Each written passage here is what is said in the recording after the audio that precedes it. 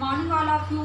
जैसा कि आप सभी जानते हैं कि हमारे 2 चैप्टर जो हैं अब तक समाप्त हो चुके हैं और उसमें हमने सबसे पहला चैप्टर पढ़े थे सीख कविता, और उसके अंतर्गत हमने कौन सी ग्रामर पढ़े थे, विलोम शब्द और पर्यायवाची शब्द, मतलब कि उल्टे शब्द और समान अर्थ रखने वाले शब्द। और दूसरा चैप्टर हमारा था भिखारिन का कहानी, जिसके जो लेखक थे या कहानीकार थे वो कौन थे, रविन्द्रनाथ टैगोर। और उसके अंतर्गत हमने कौन सी ग्रामर पढ़े थे, संज्ञा की परिभाषा और उसके उदाहरण, है ना, या भेद।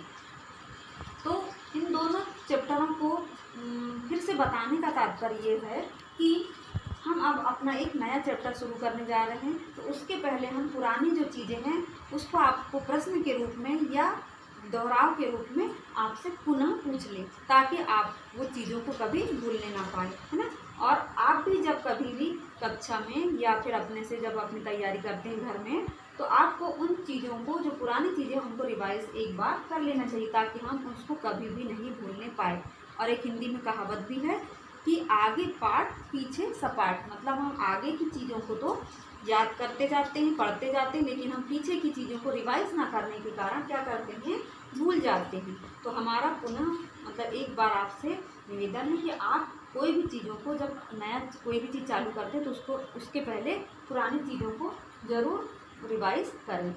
अब हम अपना जो सेकंड चैप्टर है उसको शुरू करने जा रहे हैं। उसको शुरू करने से पहले हम आपको ये बताएंगे कि ये जो है चैप्टर हिम्मत की मिसाल अरुणिमा सिन्हा, जो कि क्या है, एक साक्षात्कार है। और साक्षात्कार का मतलब होता है इंटरव्यू, जिसमें आमने सामने बैठकर हम उस महत्वपूर्ण व्यक्ति से या जो व्यक्ति होता है उससे कुछ प्रश्न करते हैं, जैसे आपका जन्म कहाँ हुआ था, आपकी शिक्षा दीक्षा कैसी हुई, आपके पारिवारिक में कौन कौन रहते थे, और उसके साथ साथ जो आपने सफलता प्राप्त की उसको, उस सफलता में किसका योगदान रहा।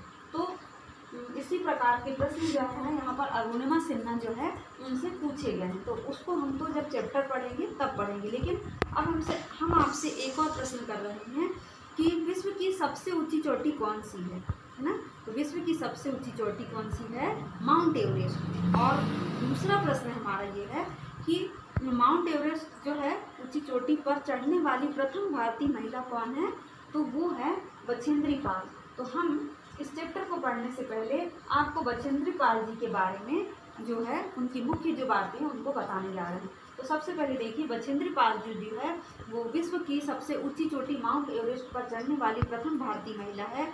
उसके साथ ही साथ वह भारत की मतलब विश्व की 5वीं महिला है। उनको पहाड़ों की रानी भी कहा जाता है। और ये जो पहाड़ पर चढ़ने का, जो उस पर्वत चोटी पर चढ़ने का कार्य जो है उन्होंने 23 मई 1984 को किया, मतलब 1948 में, है ना, उन्होंने किया। और अभी वो कहाँ कार्यरत है, भारत के इस्पात और टाटा स्टील जो है कंपनी, उसमें जो है वो कार्यरत है। और वहाँ पर वो कौन सा कार्य करती है कि ये जो चुने हुए लोग हैं, जैसे अरुणिमा सिन्हा जैसे लोग, उनको वो प्रशिक्षण देने का काम करती है। मतलब पहाड़ की जो चोटी है उस पर चढ़ने का जो कार्य है, मतलब कि ट्रेनिंग जिसको बोलते हैं, प्रशिक्षण मतलब होता है ट्रेनिंग देने का काम जो है मतलब बछेंद्री पाल जी करती है। उनका जन्म कहाँ हुआ था, उनका जन्म जो है कब हुआ था, 1954 में हुआ था। और उनके मतलब जो उत्तराखंड के उत्तरकाशी में उनका जन्म हुआ था। और अभी मतलब उन्होंने ट्रेनिंग ली थी, कौन सी ट्रेनिंग, बीएड की, मतलब शिक्षिका बनने के लिए उन्होंने ट्रेनिंग ली थी। परंतु वो शिक्षिका नहीं बनी, बल्कि उनका एक दूसरा ही लक्ष्य था कि पहाड़ की ऊंची चोटी पर पहुंचने का। तो इसके लिए उनके माता पिता जो हैं, परिवार के लोग हैं, उन्होंने उसका विरोध भी किया, परंतु वह नहीं मानी और उन्होंने अपने लक्ष्य को पूरा करे, अर्थात कि वो पहाड़ की ऊंची चोटी पर चढ़कर उन्होंने अपनी एक मिसाल कायम की। तो वैसी ही एक मिसाल कायम करने वाली जो है, हिम्मत की मिसाल जिसको कहा गया है, वो है अरुणिमा सिन्हा।